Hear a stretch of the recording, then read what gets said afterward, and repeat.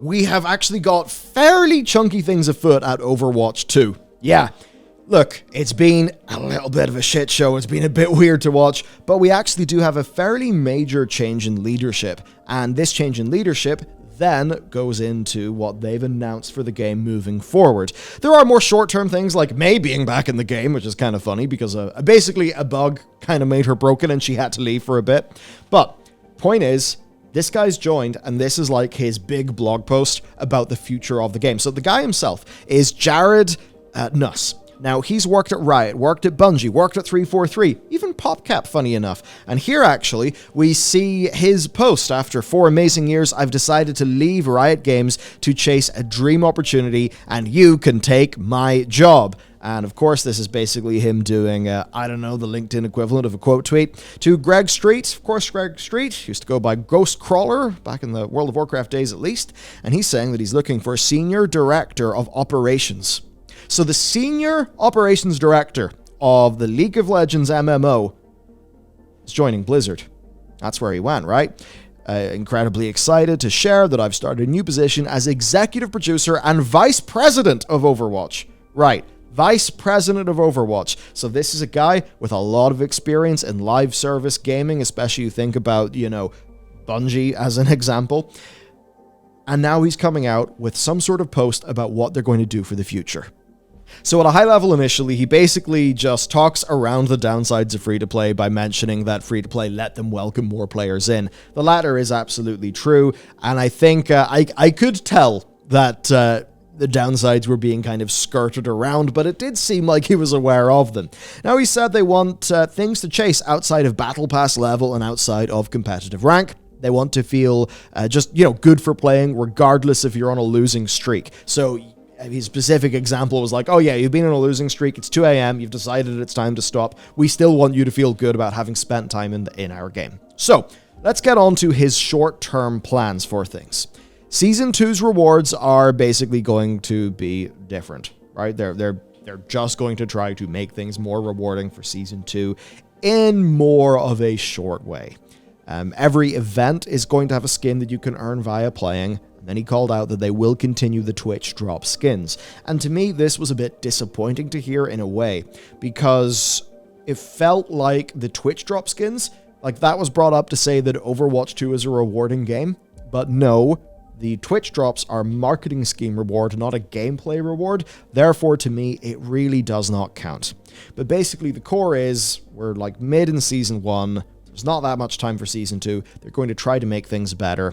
But where we really have things to talk about is Season 3 and beyond, where he has announced Battle Pass changes, more interesting challenges, and more exciting play-focused progression systems. Okay, all of these things sound reasonable enough, but the Battle Pass is not the only problem that Overwatch 2 has. I've got to admit, I've not felt this problem. To me, this has actually been great because I play support, and because I play Baptiste, I do not feel the problem of most supports, because I just turn around and using my Halo skills, shoot Tracer in the head. But it's a little bit different if you're playing other characters like, say, Mercy. So here's their issue, right? The role queue for tank and DPS, which is 4/5 of the player base, are longer than they would like. And they truly are long. I mean, I've seen 5 to 10 minutes. In some cases, like for a tank. And that's just insane. I mean, that cuts the amount of matches per hour that you can do to absolute pieces. Now, for this problem, he said that there's no silver lining to this, right? Like, they can't just go and fix it, because ultimately it's about player numbers. But they do think that making support to be more fun and more rewarding is a good step. And what this means, apparently, is targeted support hero reworks, game system updates, and role-wide changes to improve support quality of life. Now, I wonder what a role-wide change would actually be. I mean, there is the health regen thing that supports have. Not really sure, because basically the thing that's happening with supports is that Overwatch has been turned from a 6-player game with 2 tanks into a 5-player game.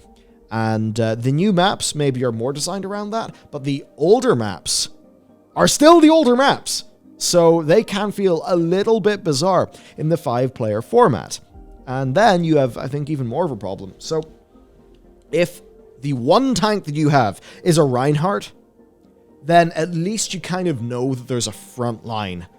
That style of tank. Whereas if your tank is more, say, a Junker Queen or a Roadhog, the sorts of tanks that would be felt as being off tanks in the, the past of the game, well, I mean, then you're really just going to be flanked and riddled to pieces. So this is a big issue. Now, playing Baptiste certainly helps me out because basically he's like John Halo with a battle rifle and he can do some healing, pretty strong.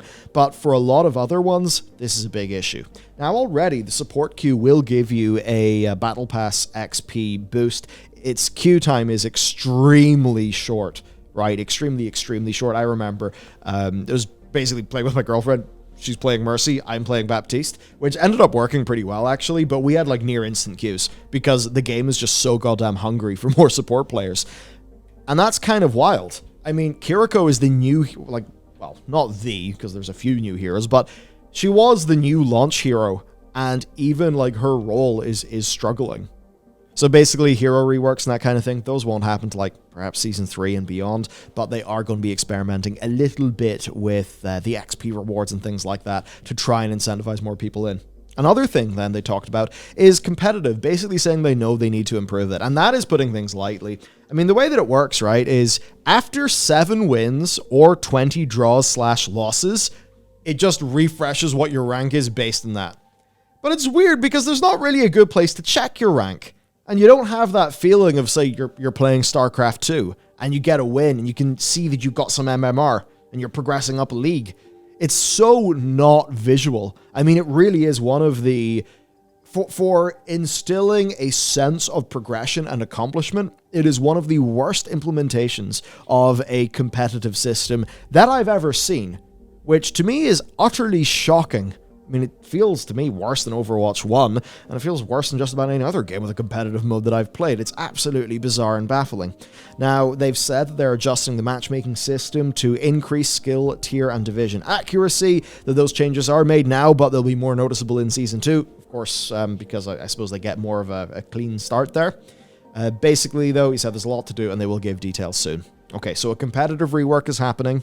A support hero rework is likely going to be happening. The Battle Pass rewards are going to be looked at for Season 2. And then alternate progression beyond competitive rank and Battle Pass rank are going to be coming in for the third season and beyond.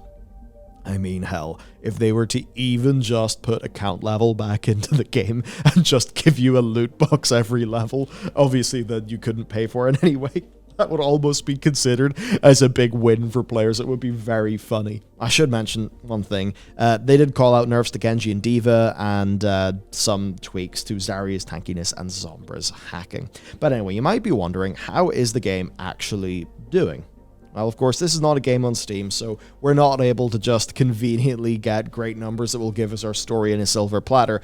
But what we can do, at the very least, is look at Twitch and Google Trends. So, to take a look at that, you can basically see that, and by the way, I'm comparing to Valorant, and I feel like Valorant is a good game of comparison. I think CSGO and Overwatch, maybe a limited crossover. I think you'll have more crossover with Valorant. Probably Apex would be worth looking at, but we just know it's doing super strong anyway. I think, really, I do Valorant because one of the big stories when the Overwatch League was struggling was of Overwatch 1 pro players moving over to playing Valorant. So you can see that the 30-day average viewers for Valorant is about 98k. Overwatch 2 is 116. So Overwatch 2 is actually higher there. But what you do see if you move to the 14-day is Overwatch is at 74k, Valorant is at 108. And basically, you do see that as the timeline gets shorter, so basically further away from Overwatch launch and like the mid-season patch, Overwatch does kind of go down while Valorant is maybe a little bit more stable. But Overwatch 2 is certainly in a good enough place per the data. So per Twitch viewership, yeah, Overwatch is maybe in the downtrend. That always would be expected following a launch, and the big test is going to be when the new season comes out, Where do those Twitch viewers go? Because that's one of the proxies that we've got for interest.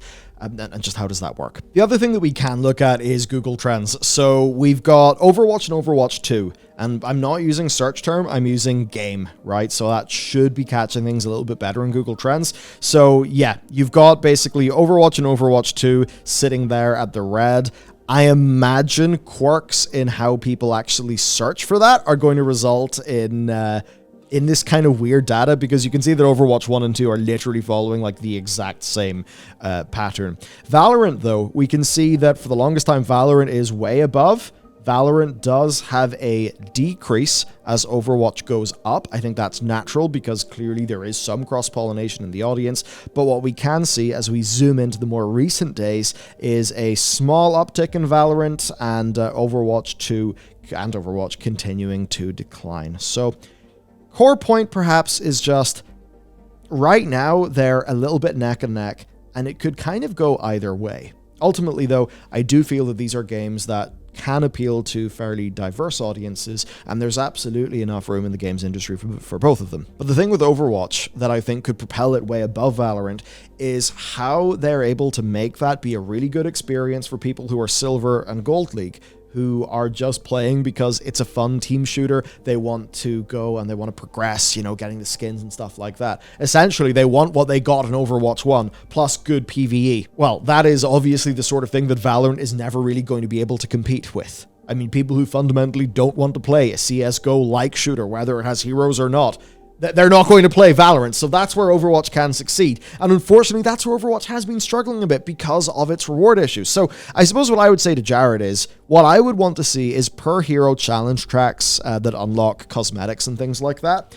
One really good example of this being done, honestly, is Call of Duty, right? You have all your different challenges for all the different guns. You can unlock all the different skins to kit out all of your different guns. I think something like that would make a lot of sense and could be, could be decently engaging for people, right? Maybe you max out a hero and you get some special skin for that hero. That would certainly, I think, make a lot of collection-oriented players just play as all of the different heroes. So that's one example. I think another one then, the Battle Pass should probably have enough currency in it to buy the next Battle Pass.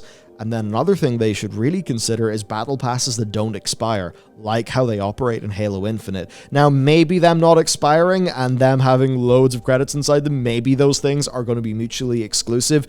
If we're in a situation where doing weekly challenges also does unlock you the Overwatch coins. On the weekly challenges, though, those obviously should be significantly more rewarding. I think ultimately, like, if you want to do game monetization well, you've got to be the crack dealer giving someone a free sample. Like, basic mobile games logic pretty much teaches us this. Gacha game logic teaches us this. And I'm sure those same psychological hooks would actually apply in Overwatch 2. So it's the weird thing about how they've monetized the game.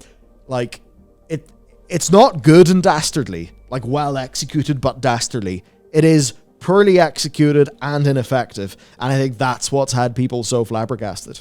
Then they really need a competitive hub part of the UI with a hell of a lot more in terms of just rewards for playing competitive. I think if they get all those things, and then they bring PvE in, and they have PvE be really rewarding and not also feel like a bizarre free-to-play nightmare, then it could be quite good. But imagine a PvE where the cosmetic progression comes from buying skins.